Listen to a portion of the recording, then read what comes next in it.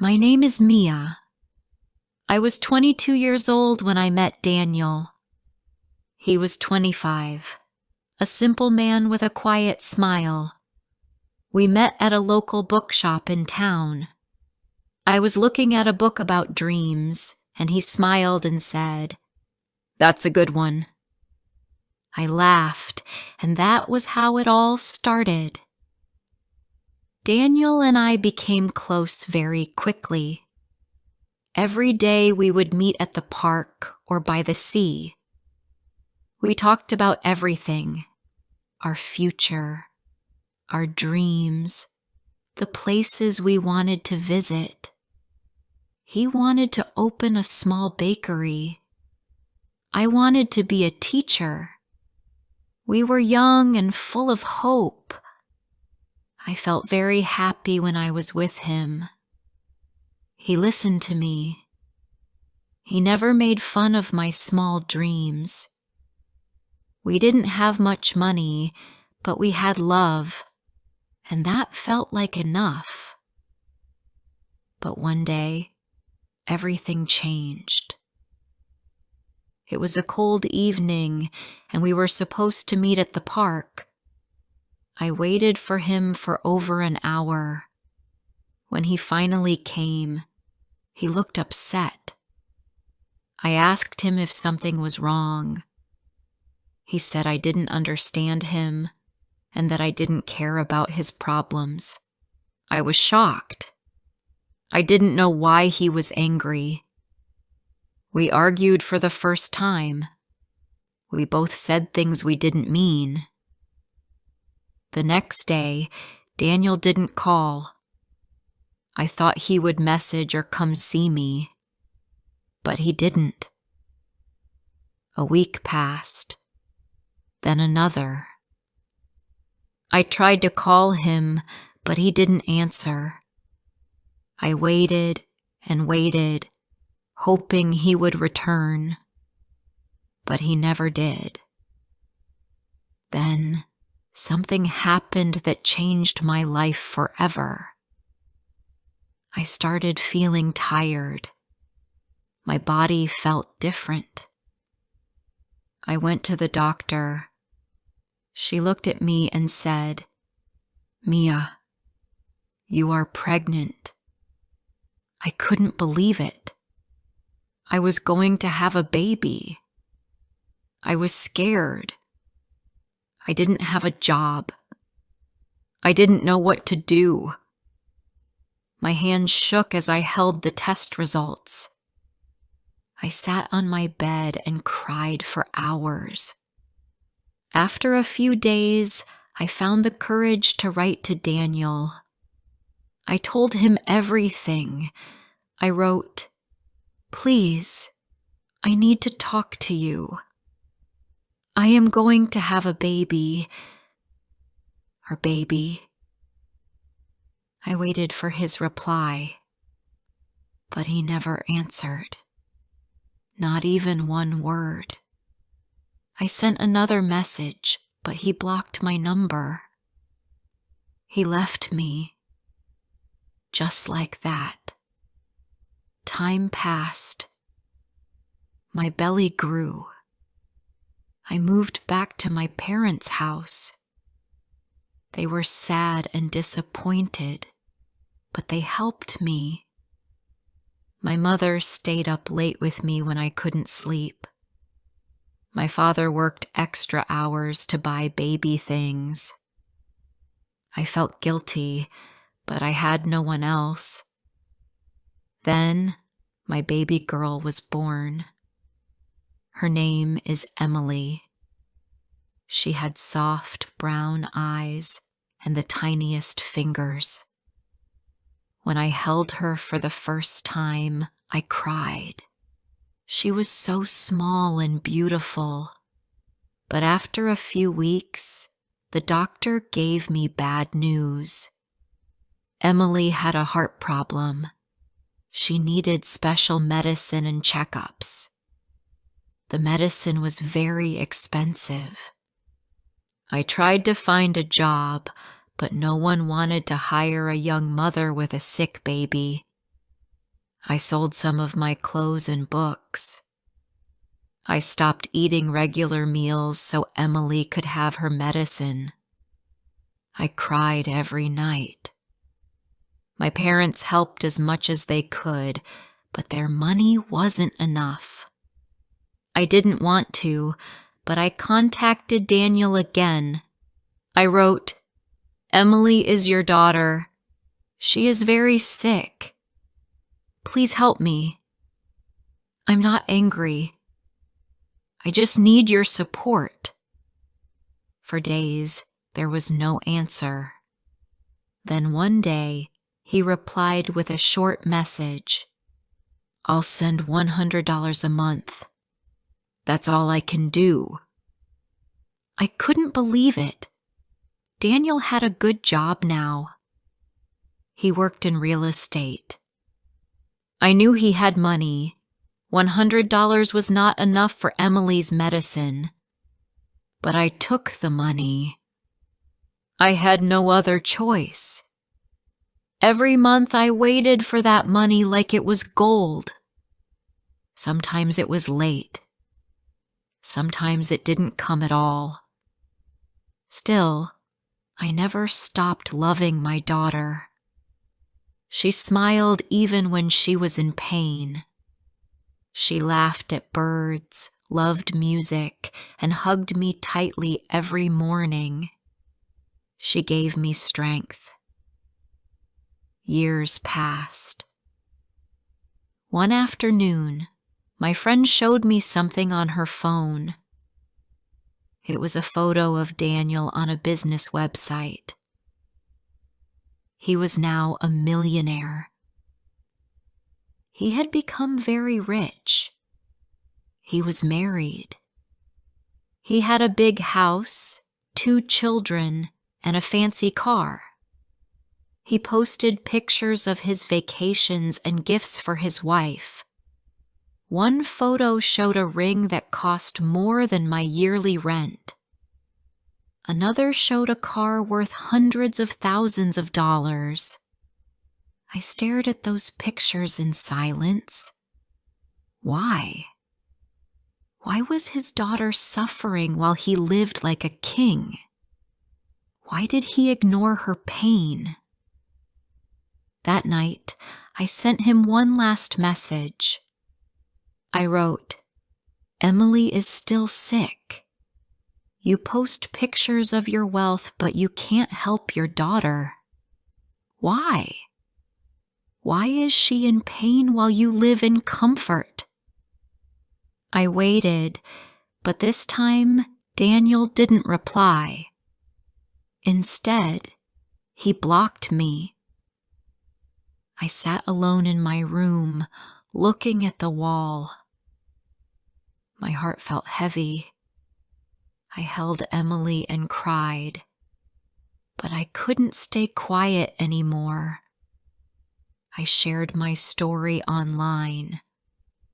I wrote about Daniel, his past with me, and how he gave only $100 a month for a child who needed thousands. I shared photos of Emily in the hospital. The story spread fast. People were shocked. Many said, "How can a father ignore his sick daughter?" Daniel's name was in the news. People who once admired him now asked hard questions. Why does he buy cars, but not medicine for his child? I thought maybe, just maybe, he would finally help. But some people also said bad things about me. Why now? They asked. Is it because he's rich? Are you trying to ruin his life? These words hurt me deeply. I cried again. I never wanted to ruin anything. I just wanted help for Emily. That's all. But in the end, nothing changed. Daniel didn't come. He didn't call. He didn't even say sorry. the money stopped coming too. I was left with more pain and more silence. So I stopped fighting. I held Emily close and said, "It's just us now. We will make it, no matter what." Before I tell you more, I want to ask you something. Where are you listening from? It makes me feel happy to know someone is hearing my story, someone who understands me. Please write in the comments. I really want to know. 2 years passed. Emily was 5 now. She still needed medicine and checkups, but she was stronger than before. She loved to draw, especially pictures of animals and flowers. Every time I saw her smile, I felt a little light in my heart. I stopped thinking about Daniel. I stopped looking at his pictures or checking the news. I had no space in my heart for pain anymore. My only goal was to take care of Emily and give her a good life. Then something beautiful happened. One day, I met someone new. His name was Mark. He worked at a small shop near my home. He saw me come in often to buy fruit and bread. One evening he said, "You always look so tired. Are you okay?" I smiled and said, "I have a daughter. She keeps me busy." We started talking after that. Mark was kind and patient. He asked about Emily and listened to every word I said. When I told him about her health problems, he said, "She must be very strong, just like her mother." We became friends. Then we became something more. Mark didn't run away when things got hard. He came to the hospital with me. He brought Emily her favorite toys. He made her laugh. She started calling him Uncle Mark, and later just Mark. One day she looked at him and asked, "Can you be my dad?" Mark had tears in his eyes. "Yes," he said. "I would love to." After a year, Mark asked me to marry him. I said yes. It wasn't a big wedding, just a few friends and family, but it was full of love. Emily wore a white dress and carried flowers. She smiled all day. We moved into a small house. It wasn't big or new, but it was ours. We painted the walls together. Mark made a small garden for Emily. Every morning she watered the plants and talked to the flowers. Our life was not perfect.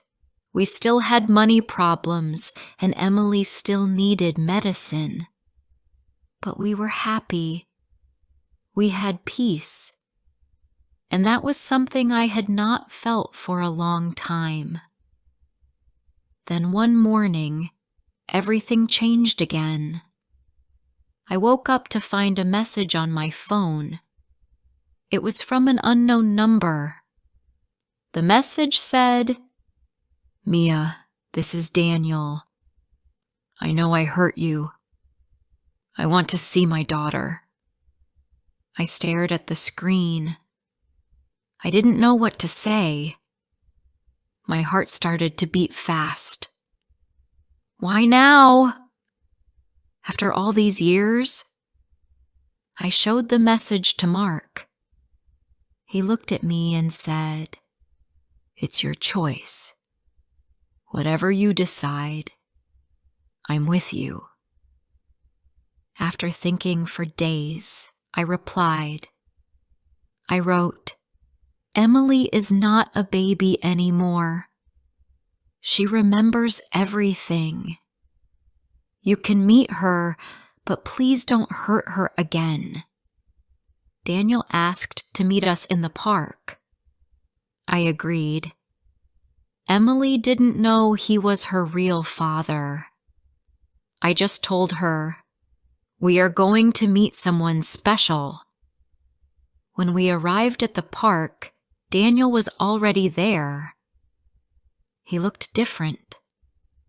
He wore simple clothes. He had no camera crew, no expensive car. Just him and a small bag full of toys. Emily walked slowly toward him. She was shy. Daniel knelt down and opened his arms. "Hi," he said. "I brought you some gifts." Emily looked at me. I nodded. She walked to him and took a small stuffed rabbit. "Thank you," she said. Daniel hugged her. He cried. He held her for a long time. I could see the pain in his eyes. Then he looked at me. "I'm sorry, Mia. I was a coward. I ran away. I thought money would solve everything, but it didn't. I missed her whole life, and I regret it every day." I didn't say anything. He gave me a set of keys. "This is for a house. It's close to a hospital. And here," he said, handing me a folder, "this is for Emily's treatment. Everything is paid now. Forever. I want to help." I was shocked. I didn't know what to say. He continued, "I also want to change her last name to mine. Only if you agree. She is my daughter. I want to be part of her life now." I looked at Mark. He gave me a small smile. "It's your decision," he whispered. I looked at Emily. She was laughing with her new rabbit in her hand. Then I looked back at Daniel. "Let's take this slow," I said. "But yes, you can be in her life. She needs to know who her real father is." Daniel smiled. He cried again. From that day, Daniel visited often. He took Emily to the zoo, to the beach, to the movies. He always brought flowers for me and thanked Mark for being there. Daniel never missed a doctor's visit again. He paid for every bill, every test, every treatment. But he didn't just give money. He gave his time. He sat with Emily when she was sick. He helped her with schoolwork. He taught her how to ride a bicycle. She laughed more now. Her health started to get better. She called Mark Dad, and she called Daniel Papa, and they both loved her deeply. One day, someone special came to visit. It was Daniel's wife. I was surprised to see her. She said, "I wanted to meet you. Thank you for letting Daniel come back. He talks about your daughter all the time. She changed him." She brought Emily a doll and sat with us for tea. She was calm and kind. We talked like old friends. At the end, she said, "Life is strange. But I believe everything happens for a reason. I smiled and said, yes. It teaches us to be better. From that day on, we all worked together for Emily. There was no more hate, no more anger, only love and care. Life was still full of challenges, but now we faced them together.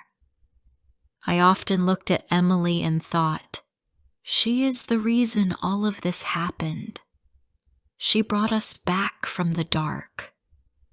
And for the first time in many years, I felt full of peace. Years passed. Emily was now 9 years old. She was stronger, healthier, and happier. Her doctors said she was doing better than before. She still needed some care, but her heart was much stronger. She loved going to school. She had friends. She played with her dolls and drew beautiful pictures. Sometimes she drew our whole family, me, Mark, Daniel, and herself, all smiling and holding hands. One morning, she ran to me and said, "Mama, I want to make a card for Papa and Dad. I want to thank them for loving me." Her words made my eyes fill with tears. She was growing up, but her heart was still so kind. Mark helped her build a tree house in our small garden. Daniel helped her with music lessons. She called Mark Dad because he was there every day. And she called Daniel Papa because she now knew he was her real father. And she loved them both. They were different, but both were part of her life. Daniel changed a lot. He didn't show off his money anymore. He stopped posting pictures of expensive things. Instead, he spent more time with Emily. He would come to her school events, cheer her on at games, and bring her favorite chocolate on weekends. One day, Daniel said to me, "I missed so many years of her life. I cannot get those years back, but I will do everything to make this time better. I promise." I believed him. He kept his promise. He never forgot her birthday. He took her to her doctor visits without me asking. He helped pay for school, clothes, and anything else Emily needed. He also helped me and Mark fix our house. He never made us feel small. He never tried to take Mark's place. He just wanted to be part of Emily's world, and we welcomed that. Mark and Daniel became good friends over time. They would sometimes sit together and talk about Emily, laugh at her jokes, and share stories about her. It felt strange at first, but then it felt normal. One Saturday, Emily asked me, "Mama, am I lucky?" I asked, "Why do you think that?" She smiled and said, "Because I have 2 dads. Some kids don't have any." I hugged her tightly. "Yes, my love, you are very lucky. And they are lucky to have you too." Daniel's wife also became a part of our lives. Her name was Claire. She would bring books and toys for Emily. She always treated her with care and respect. One day, she came to visit alone and said, "Mia, I want to thank you." You could have pushed Daniel away, but you didn't. Emily helped him become a better man. I smiled and said, "We all make mistakes. What matters is what we do after." Claire and I sat in the garden and watched Emily play. We talked like old friends. There was no anger, no jealousy, only peace. That night, I sat by my window and thought about everything. There was a time when I cried every night. There was a time when I felt lost, alone, and broken. I didn't think I could survive, but I did. And not only did I survive, I grew stronger. Emily taught me how to keep going. She was my light in the dark. She was the reason I never gave up. She showed me that even after pain, love can return. And sometimes the people who hurt us the most can come back to help us heal. I thought about the past, but I didn't feel angry anymore. I didn't want revenge. I didn't want to hurt Daniel or shame him. I just wanted my daughter to feel loved. That was always the most important thing. Now, she had love from everyone. Life was not perfect. We still had hard days. Emily still had checkups. We still had bills to pay. But we faced everything together. And that made all the difference. One evening, Emily sat with me in bed. She looked at the stars through the window and asked, "Mama, do you ever feel sad?" I thought for a moment and said, "I used to, but not anymore. Now I feel thankful." She smiled and rested her head on my shoulder. I kissed her forehead and whispered, "You are my joy. You are the reason I smile." She looked up and said, "I love you, Mama." And in that moment, I knew everything was going to be okay. Looking back, I understand now that everything happens for a reason. Pain can make us stronger. Mistakes can lead to better choices. And even broken hearts can heal. I don't know what the future holds, but I know that whatever happens, we will face it together with love, care, and hope. My name is Mia. I once cried every night. I once waited for someone who never came. But now I smile every day because I stopped waiting and started living, and because I never gave up on love.